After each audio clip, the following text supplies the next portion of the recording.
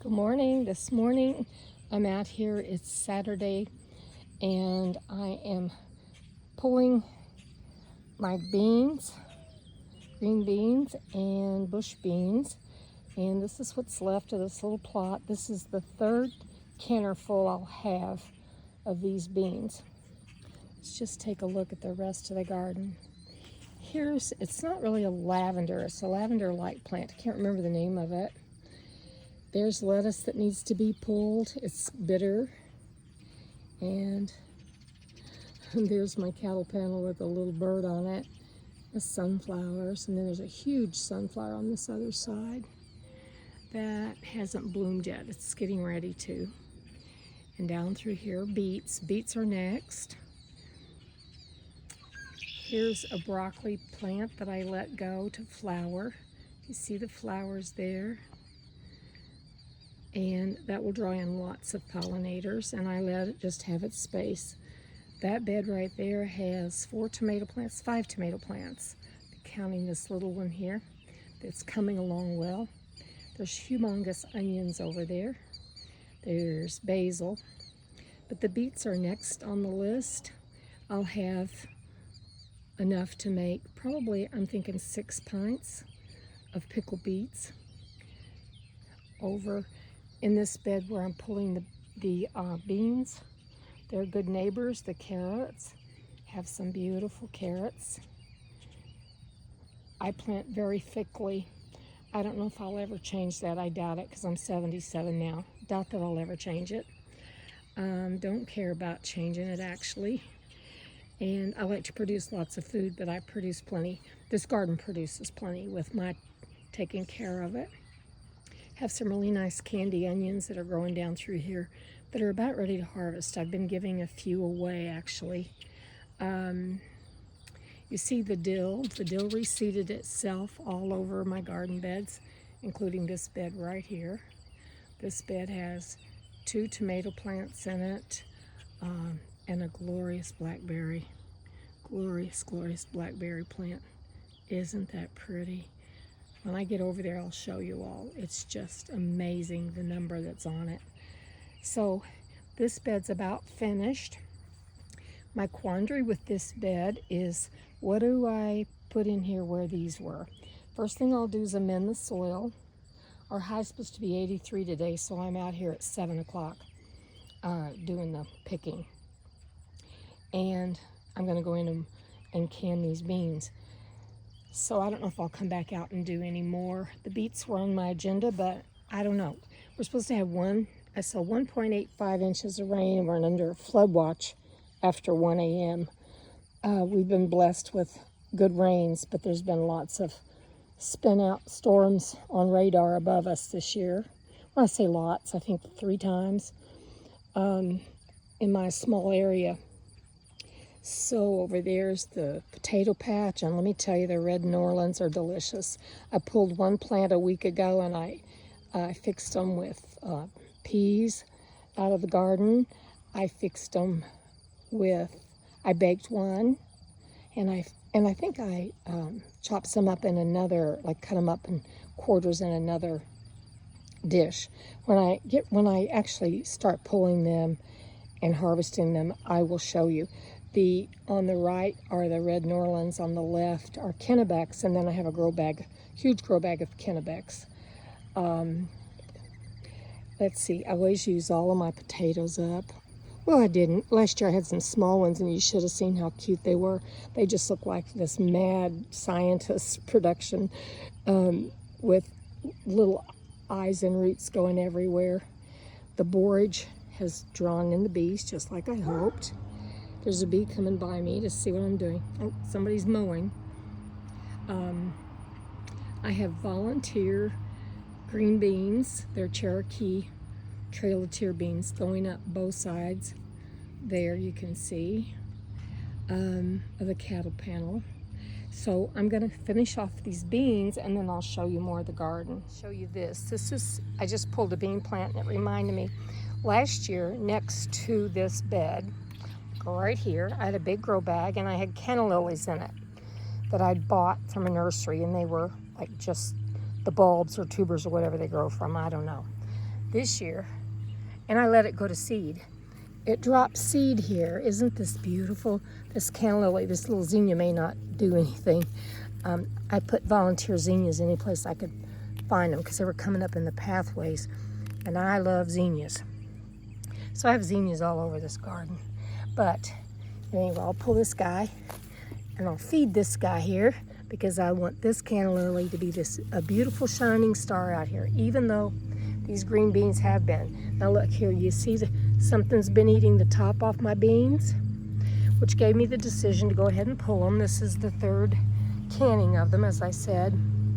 Something's eating that, and I see a couple rabbits out here every evening. You all may scoff at this, but I say, go ahead, guys. There's enough for all of us. I pull beans. Look at them. They're everywhere. They're on top of this little birdhouse my son made me years ago. I think it's kind of funny the way I do things, but I love it. Yep. I'm in the house. I've got my green beans cleaned and snapped, and I'm putting them into jars. I'm not sure. I didn't get as many as I did the last time, and I'm thinking if I have some left over, I don't think I'll have a full canner, but I may go ahead and fix me some fresh ones and go pull a potato plant and get the potatoes out from under it and fix me some green beans and new potatoes, which I've not allowed myself to do this year with the green beans because I wanted every one can that I could get. Because when I have a family get together, I almost always open a jar of green beans. If it's like not just me and one person, but me and a few more people, I'll open a jar of green beans. So in this pot right here, I have hot water boiling, which I will pour over the green beans. And I've got my canner heating up right here.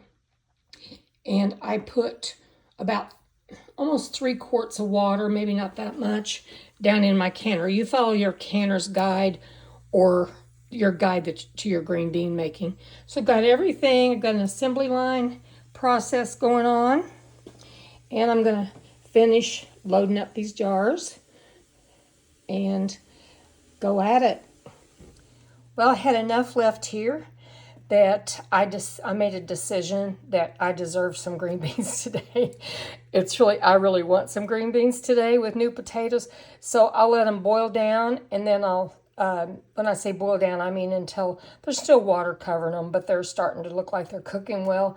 And I'll put more water in, and I just like boil them down with bacon grease, a little bit of salt. I don't need much because I've already got the salt from the bacon grease. And I'm gonna go in my little storage room and pull out one of the cloves of garlic that I just pulled this week. I haven't shown you all, but I have some beautiful garlic I grew this year, and I've still got way lots out in the garden that I decided to let grow a little more. So anyway, I'll put garlic, a little salt, bacon grease, and I'll go pull a potato plant and get the potatoes out from under that. And this pot's just big enough for me to put, if they're smallish, I could put 3 to 4 in there with it, and it all melds together, and it's one of the best foods and one of the best memories of my mom's cooking, my grandma's, one of my grandmas, and grandma on the other side. They all cooked them that way. So I don't know if they added garlic to it, but I like to put garlic in whatever I can. And my canner here, I'm not disappointed. I have 1 quart and 4 pints. I would have had another pint. So this was a good green bean year, and I've still got my pole beans out there, which means I'll have to string. And I'll tell y'all, I'm not good at stringing beans. Not at all. I always end up with strings in the jar. And I've served them that way many times, and my family's so nice, they'll say, well, I didn't notice it. And I'm like just pulling strings out of my mouth. But anyway, I'll show you the garlic. The garlic that's I've already cured. Well, I'm letting them finish curing in here in the house. We're supposed to get as much, my daughter messaged me or texted me, and our area is supposed to get as much as 3.75 inches of rain starting, I think, in the night into tomorrow. So we're into a flood advisory. Fortunately, neither of us live near a big waterway. So this one, when I pulled it, I used a trowel because the roots were so deep on it, and I cut into that. So I think this is the one I'm going to choose to go ahead and start. These others have all cured. And when I leave this door open, the whole house smells like garlic. So, and this isn't an advertisement for Trader Joe's when you see that. I just happen to like some of their organic products. It was a good year for garlic. Nothing seemed to have any damage from anything, like any pest on it. And this, I just pulled this off of this one right here that I had accidentally chopped into. I'm gonna cut that part off and use that. And then I'll put 1 or 2 of these. I do like the garlic flavor, and we all know garlic is so good for us. So anyway, that's the start. And since I'm here, I'll show you. My kitchen counter is now like a farm counter. But this is my second round of kraut I'm making. My cabbage did amazingly well this year, just amazingly. And these are the self-burping. You can see where it squirted right out. It's working in there. Let's see if we can get up close and see how it's working. I may add a little more. When it gets low on water, because I put it in a tray. Let me show you. I put it in a tray, and I have a video just on kraut making. That my kraut, I think I've had a jar go bad in the last 3 years. 1 jar. And I don't know why. I don't know what the difference would be. I just shred the cabbage and put it into the jars. But I put it in a bowl first. Go back and watch the video if you really want the details. But I just put in like a total of 1.5 tablespoons of salt to do this amount. And I just sprinkle it over in kind of layers, and it starts drawing the moisture out. And I usually don't ever have to, if my cabbage, let me say this clearly. If my cabbage is fresh out of the garden, then I don't usually have to like add water to the jars to get the kraut or the cabbage totally covered. Instead, if I try to, as soon as I get it, or within the hour or so, there's no time limit, but my point is that I try to get it processed as soon as I bring it in the house, which is a good idea for almost any vegetable you have. I don't want the day to pass. And that is that fresh in the morning cut, and it has all that hydration in there. And the salt that I sprinkle on that will, like for a large head of cabbage, I sprinkle 1.5 tablespoons throughout the thing, and it starts the salt pulls the moisture out of the cabbage, and that's its own moisture. Now, if you have a cabbage that's a little dry and it doesn't pull out a lot of moisture, and I work it with my hands too. I let it set for about 20 minutes with that drawing it out, and then I work it with my hands. If I have to add, I'll put a little bit of warm water into the jar and kind of mix it a little bit, like push it down, and then I put a cabbage leaf, a clean cabbage leaf over the top or part of one, and then I put my weights down and then put these self-burping, and I love them. I don't have to come along and burp this at all. I do have to empty the tray out, see where that's bubbling, where that has done that, because it's almost like a carbonation. And you all tell me in the comments, is it a carbonation? That's what it seems like to me. The lactobacillus starts everything working, and this is looking to be a really nice couple jars of kraut. And I have 2 jars already in the fridge, and I have 3 jars from last year. So unfortunately, I'm about the only person in my family that really likes to eat this kraut. But I love it, and I know what it's doing for my body. So I'm amending this bed. My canner is finished with the green beans, and I'm amending this bed with, I had a grow bag that I had compost in. I want you to look at these beautiful earthworms.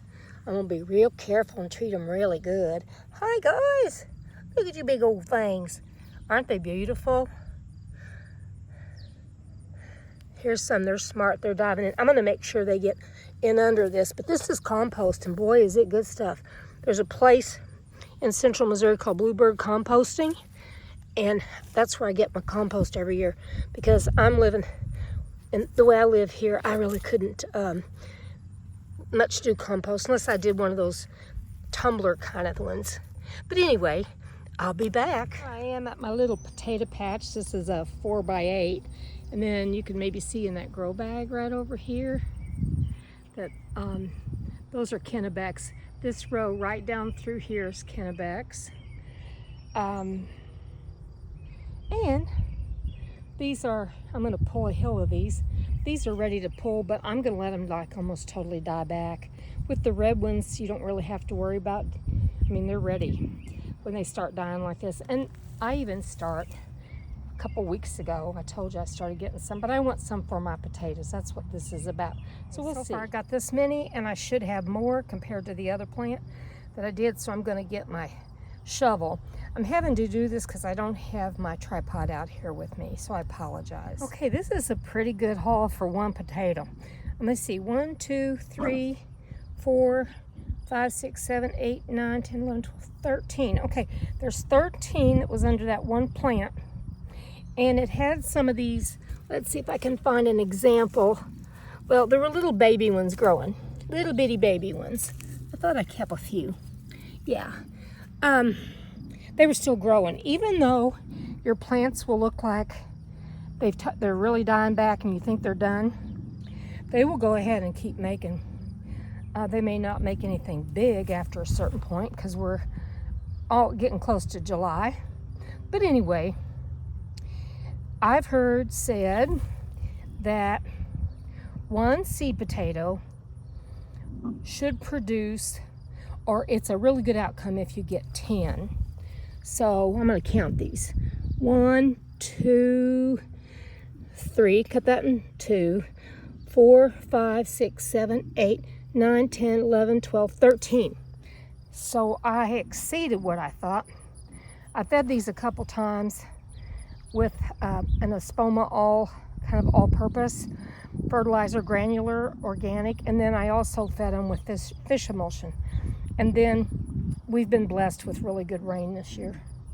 So these are going to go in the house and get washed up, and I'm going to put probably 4 or 5 into my green beans. Here's my green beans and potatoes. I got that bed amended. I think I showed you that. It was getting so hot out there, I thought I got to come in. It's only 10:48 right now. So I cleaned the potatoes, and with new potatoes, when I brushed them with the brush, the skin, some of the skin will come off. But as you can see, when I dip down in here, see, aren't they beautiful? So out of that one hill, there was 13 potatoes. That's amazing to me. So, and I didn't count those 2 little bitty guys, and I left one down in there. I know I probably shouldn't do that because I'm going to amend that bed and use it. I may grow corn in there when I get the potatoes out, because I learned about a new way of doing corn that's pretty amazing. Guys, that's it. Do I look like I'm hot? Yeah, look at this humid hair I've got going on. But anyway, it's always a blessing to get out in the garden and know you really accomplished something. And I don't know, it just does something for my soul. So you guys have a great day. Bye.